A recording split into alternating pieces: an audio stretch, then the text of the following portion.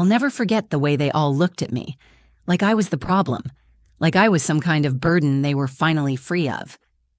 It was almost exactly a year ago when I stood in that same doorway, holding my 5-year-old son in my arms, eyes puffy from crying all night. My marriage had just fallen apart.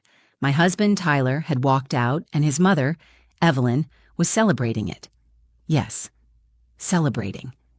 There were champagne glasses clinking, music playing, and a giant pink banner above the fireplace that said in glittery cursive, "Congrats on losing dead weight." Dead weight. That's what they called me. I remember my son, Luca, asking me, "Mommy, why is Grandma having a party?" I just smiled and told him it was someone else's birthday. But it wasn't. It was our ending. Mine and Tyler's. And they turned it into a punchline. When I stepped into the living room, every head turned. They all fell silent for a split second. When Evelyn, my mother-in-law, tilted her wine glass toward me and said, loud enough for everyone to hear, "Smile, Jessa, you're free now." And they cheered, laughed like I wasn't even human. Like I hadn't just spent 7 years trying to build a life with their son. Like I hadn't just lost everything. That moment? It broke something in me. Not just the heartbreak. I was already drowning in that, but something else. The realization that I had been disposable to these people from the start. That no matter how hard I tried to fit in, I was never going to be one of them. I didn't argue. I didn't scream. I didn't cry. Not until I got back to my mom's house, and Luca was asleep. I just picked up my son, looked Evelyn in the eyes, and said, "We won't be back." And for a long time, we weren't. I spent the next year rebuilding everything they tried to burn down. My home, my confidence, my peace. They thought they'd broken me. But here's the thing about hitting rock bottom. It gives you something solid to push off of. So when I found myself standing in that doorway again, 1 year later to the day, it wasn't by accident. I wasn't crying. I wasn't alone. I wasn't the same woman they had mocked and discarded. This time I had Luca on one side and a lawyer on the other. The looks on their faces? Let's just say they weren't cheering anymore. Before the party, before the humiliation, before the betrayal. There was silence. Not the peaceful kind, the heavy kind, the kind of silence that hangs between two people who once loved each other but can't even make eye contact anymore. That's how the last 6 months of my marriage felt, like I was living next to a stranger in my own home. Tyler and I met when I was 24. He was charming, successful, and confident in that polished, effortless way. He said all the right things, smiled at all the right times. Evelyn, his mother, said he was a catch. Everyone agreed, but no one ever warned me what it felt like to slowly disappear inside a relationship. At first, things were perfect. We bought a modest home just outside of Denver. Tyler worked in finance, and I stayed home with Luca, who was born 2 years into our marriage. I loved being a mom. I loved our little family, or at least, I loved what I thought we were. But the cracks started showing slowly. Like hairline fractures you don't notice until the whole thing shatters. Tyler started working late, coming home after Luca was already in bed. Always on his phone, always tired. He stopped asking me about my day. He stopped caring when I cried. When I brought up how distant things had gotten, he'd sigh and say I was overthinking again. "You're too emotional, Jessa. Can't you just be happy?" Happy? I was exhausted, lonely. I felt like a ghost moving through the house, cooking dinner for someone who didn't even look up from his phone. And then there was Evelyn. My mother-in-law had never really liked me. She didn't have to say it out loud. It was in every sideways glance. Every backhanded comment, every little moment where she reminded me I wasn't part of their picture-perfect legacy. When Luca was born, she showed up uninvited and stayed a full week, criticizing how I changed his diaper, how I fed him, how I dressed him. She told me once, while Tyler was out of the room, "You don't really fit this family, do you?" I laughed it off. I always did. I thought if I was just nicer, more helpful, more patient, maybe she'd come around. Maybe they all would. But I was wrong. The truth was, I spent 7 years trying to earn love from people who only saw me as temporary. By the end of year 6, Tyler and I were barely speaking. He'd sleep in the guest room after claiming he had to be up early. He forgot anniversaries. He started traveling more. Once I found a receipt from a jewelry store in his coat pocket, but I never got a gift. I remember asking him one night, "Is there someone else?" He didn't deny it. He didn't confirm it either. He just looked at me with that same tired expression and said, "We're not working anymore, Jessa. I don't want to pretend." A week later, he moved out. No fight, no yelling. Just a quiet exit with 2 suitcases and a text to his mom that I later saw on his phone. She didn't even cry, just stood there like a zombie. But I did cry. That night, in the shower, with the water running just loud enough to drown out the sound, I cried for our marriage, for the little girl inside me who thought love meant holding on no matter what, for Luca, who didn't understand why Daddy wasn't home anymore. I moved in with my mom, Margot, 2 days later. She cleared out her guest room and helped me enroll Luca in preschool near her place. My mom has always been my safe place. She raised me alone after my dad left when I was 10. She knew heartbreak, she knew survival, and when I couldn't speak, she held me and said, "You won't feel like this forever. I promise." And I clung to that.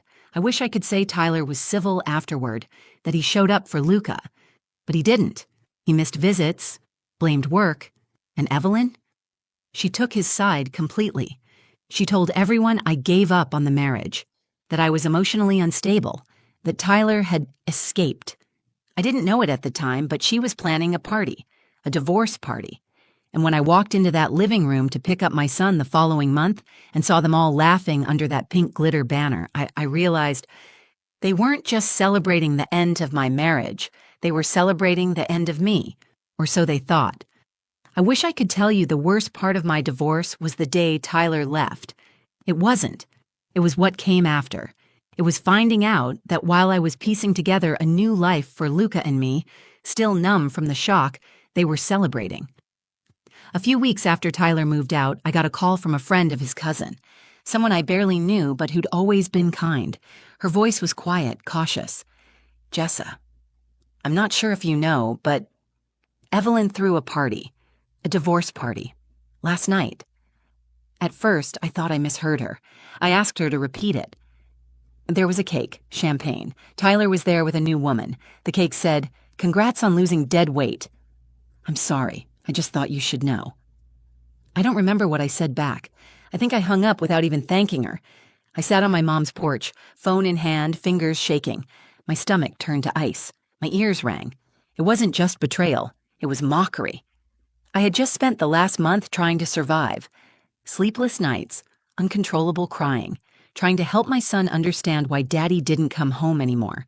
And Evelyn, the woman who had once held Luca in the hospital and called him a miracle, was now toasting to our downfall.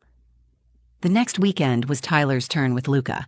I almost didn't send him, but legally I didn't have a choice, so I drove him to Evelyn's house. I told myself I'd just drop him off at the door. I told myself I wouldn't go in, that I didn't need to see them, that I didn't need the reminder. But when I pulled into the driveway, Luca asked, "Can you walk me to the door, Mommy?" So I did. I stepped into the house I had visited 100 times before. The same tiled entryway, the same scent of floral air freshener and perfume, but it didn't feel like the same place anymore. And then I saw it. The remnants of the party. Balloons still taped to the dining room arch, empty champagne bottles on the sideboard, confetti stuck in the corners of the carpet. Tyler was sitting on the couch with a woman I'd never seen before, blonde, younger, perfect. Evelyn stood near the fireplace, holding a half-empty glass of red wine. She smiled like nothing was out of place. When she saw me, she raised her glass and said, "Smile, Jessa. You're free now." The room broke into scattered laughter. I think someone actually clapped. I didn't say a word. I picked up Luca's overnight bag, handed it to Evelyn, and crouched to hug my son. I kissed his forehead and told him to be good. He asked why everyone was laughing. I told him it was just a grown-up game. Then I stood up, turned around, and walked out of that house with my heart pounding so loud I could barely hear my own footsteps. I got back into my car, gripping the steering wheel so hard my knuckles turned white. I didn't cry. Not yet. I just sat there, staring at the dashboard. I had never felt so disrespected, so discarded, so erased. And the thing that cut the deepest? They didn't just tolerate my pain. They celebrated it. That night, I cried harder than I ever had. My mom held me like she used to when I was little and had nightmares. "You're not dead weight," she whispered. "You're gold, and they'll choke on their own cruelty one day." I didn't believe her. Not then, but a seed had been planted. Something small, something angry, something determined. I didn't want revenge. I didn't want to destroy Tyler or Evelyn. I just wanted my life back. And not the broken, tiptoeing, hold-it-together life I'd been living during that marriage. I wanted more. I wanted to build something so strong, so solid, so bright, that it would burn through every lie they told about me. That night, I opened my laptop and started making a list. Things I needed to fix, goals, boundaries, steps. And at the top of that list, never let them see you small again. The night after the party, something inside me cracked, but it didn't break, it shifted. I lay awake in my mom's guest room, staring at the ceiling while Luca slept beside me. My heart felt like it had been dragged across gravel, but my mind was alive in a way it hadn't been in months. I kept hearing Evelyn's voice echoing, "Smile, Jessa. You're free now."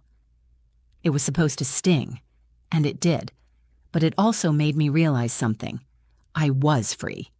Not in the way she meant, not like Tyler had done me a favor by walking out, but free from pretending, free from shrinking myself to fit into their twisted definition of a perfect wife, free from asking for love where there was none left to give. I wasn't going to let their cruelty define me, and I wasn't going to let my son grow up watching his mother disappear under someone else's shadow. So I started small. The next morning, I made a list.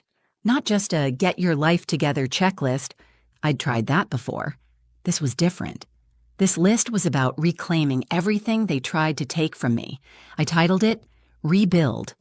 Under that, I wrote 6 things. 1. Get a job, a real one, with purpose, stability, and a future. 2. Get therapy and do the work. 3. Secure a new apartment by the end of the year. 4. Rebuild my credit. 5. Document everything with Tyler, every missed pickup, every ignored message, every late child support payment. 6. Get full custody of Luca. I didn't tell anyone about the list at first, not even my mom.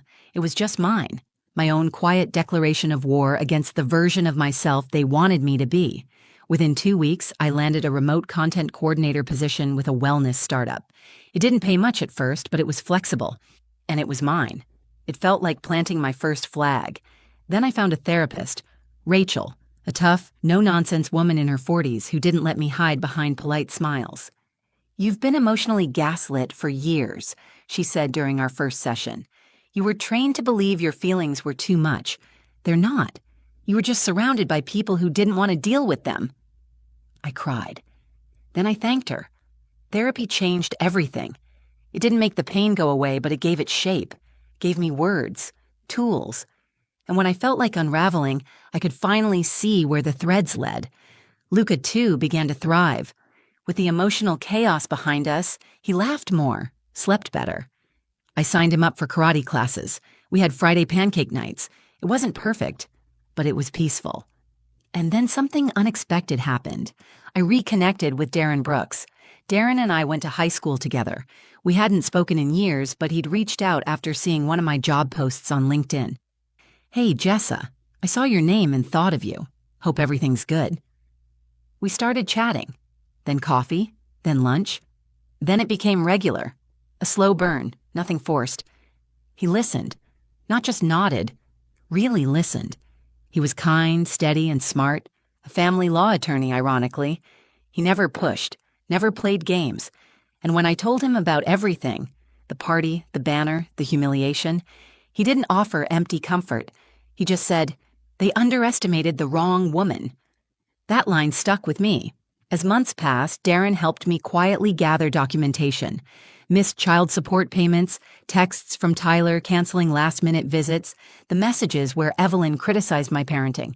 I didn't want to drag them through court, but I also wasn't going to let my son be raised around people who treated me like a joke, so we prepared. And then, on the 1-year anniversary of the divorce party, I asked Darren to come with me. Same house, same street, but this time everything was different. I dressed Luca in his best school uniform. I wore a soft navy blue blazer I bought just for this day. Clean, sharp, steady. Darren walked beside me, briefcase in hand, his expression calm but serious. I didn't knock. I just walked in. And when Evelyn looked up from her couch, glass of wine in hand, and saw me, her eyes narrowed. Tyler looked confused, then annoyed. I held the custody documents in my hand. "This is for you," I said. Darren added, "You have 30 days to respond." Silence. No champagne, no clapping, no banner. Just silence. I looked at Evelyn and said, "You told me to smile because I was free. You were right. I am. And now, so is my son." Then I turned and walked out. And this time, I was the one who got the last word. When I walked out of that house after delivering the custody papers, I didn't cry, I didn't shake, I didn't even look back. I'd done it. The same front door where I had once stood humiliated, holding my son while they toasted my misery, now stood behind me. And in front of me, my future. The next few weeks were a blur of legal motions, calls, and waiting. But this time I had control. I had proof, I had a case, and I had a voice that no longer trembled. Tyler didn't take the papers seriously at first. He messaged me 2 days later. "So now you're trying to keep my son from me?" Wow, real classy. But I didn't engage. I let the documents, and my silence, speak for me.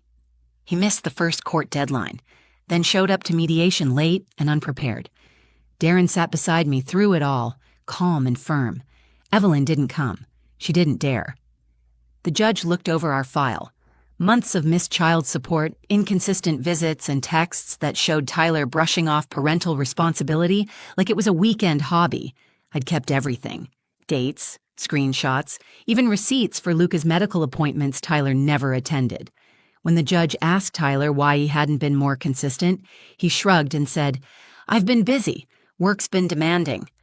No remorse, no accountability, just excuses.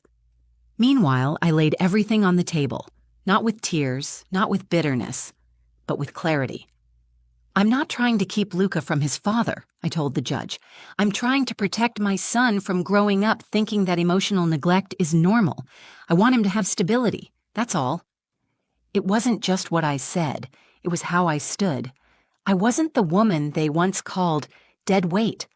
I was a mother, a provider, a survivor, and I knew what I was fighting for. 3 weeks later, the ruling came in. Full physical custody granted to me. Tyler would be given supervised visitation, contingent on his attendance at parenting sessions and completion of a financial support agreement. It wasn't revenge. It was protection. And it was justice. I cried that night, not because I was sad, but because for the first time in over a year, I felt safe. I felt like I could finally breathe without waiting for the next blow. Luca was coloring on the living room floor when I got the call. I hung up, sat down beside him, and said, "Guess what? Mommy did it. We're going to be okay." He looked at me, confused for a moment. Then he smiled and said, "You were already okay, Mommy." That night, I cooked us our favorite meal, cheesy pasta with garlic bread, and we danced in the kitchen to our silly playlist. Stronger by Kelly Clarkson came on, and Luca spun around in his little socks, laughing like the world had never tried to crush us. In a way, it hadn't. It had just revealed who we really were. A week later, I got a knock on the door. It was a package, no return address. Inside was a silver picture frame, empty, no note, just the frame. I knew immediately who it was from. Evelyn. It was a message, a petty one. I laughed, and then I filled the frame with a photo of Luca and me from his 6th birthday. Both of us grinning in front of the cake, his arms around my neck, balloons behind us, sunlight on our faces. I placed the frame on the mantel. It wasn't just a photo, it was proof. Proof that I didn't just survive. I rebuilt, and I didn't need a party. I didn't need a toast. I just needed to walk back into the same house where they once tried to break me and leave standing taller than I ever had before. They had celebrated my pain, and now, quietly, confidently, I was celebrating my power. The night after I got full custody, I stood in my new apartment's kitchen, barefoot, drinking a cup of tea with the lights dimmed low. Luca was asleep in the next room. his cheeks pink from playing, the soft rise and fall of his breath, reminding me that no matter how messy life had been, I had done something right. I'd won. Not just in court. I had won back myself. It's strange, isn't it? How sometimes the people who hurt you the most think they're doing you a favor, as if their absence is a gift, as if their cruelty is character building. That night, Evelyn's words came back to me. You're free now. And you know what? She wasn't wrong. She just didn't know what I would do with that freedom. For the first time in years, I wasn't waking up in fear of what kind of mood someone else would be in. I wasn't shrinking at dinner tables or censoring myself so I wouldn't be called too sensitive. I wasn't apologizing for existing. I was showing up, fully, for myself and for my son. In the months that followed, things began to settle. Tyler faded into the background. He made a few attempts to challenge the custody arrangement, but each one was weak and half-hearted. It became clear he was more invested in the idea of control than actual parenting. Evelyn sent a few snide messages through mutual contacts, but I didn't respond. I didn't need to. I was done speaking in rooms where I had to beg to be heard. I wasn't angry anymore. Just done. Darren and we took things slow. He respected my space. Never tried to swoop in and rescue me. He saw me as a whole person, not a project. And somewhere along the way, I realized I wasn't just learning to trust him. I was learning to trust myself again. We hosted Luca's 6th birthday party in the little community park near our apartment. My mom made cupcakes. Luca wore a paper crown. Darren grilled hot dogs. There was no glittery banner, no champagne, no cruel smiles pretending to be support, just laughter. Real, pure, and earned. And as I stood there, watching Luca chase bubbles, my mom talking with other parents, Darren tying balloons to the picnic bench, I realized this is what healing looks like. It's not flashy, it's not loud, it's not Instagram perfect, it's quiet, it's consistent, it's yours. I thought a lot about the woman I used to be, the one who stood in that house, frozen and humiliated, with her son on her hip and a room full of people laughing at her heartbreak. If I could speak to her now, I'd tell her, you're going to get through this. They're not laughing because you're weak. They're laughing because they're afraid of what you'll become when you stop begging for crumbs. Because that's what happened. I stopped asking for space in other people's lives and built a life of my own.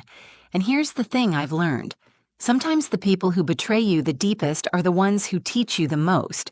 Not about love, but about boundaries, about self-worth, about the kind of peace that doesn't come from anyone else's approval. They thought they were ending my story, but they were just clearing the page, and I've written every word since. So to anyone out there who's ever felt erased, overlooked, laughed at, or tossed aside, I see you. I was you. And I promise you this, there is life after betrayal. There is strength after humiliation. And sometimes the most powerful thing you'll ever do is walk away quietly and let your life do the talking. Soft music fading in, tone warm, grounded, and reflective. That's my story. It wasn't the ending I expected, but it became the beginning I needed. If this resonated with you, if you've ever had to rebuild yourself after being torn down, just know you're not alone, and you're not broken. You're becoming. If you made it this far, thank you for listening, for feeling this with me. And if you felt anything, anger, hope, maybe even a little fire in your chest, please do me a favor. Like the video, share it with someone who might need to hear this. Leave a comment, tell me your story, or just drop a "I made it out too." And subscribe to the channel if you want more real stories, real healing, and real strength.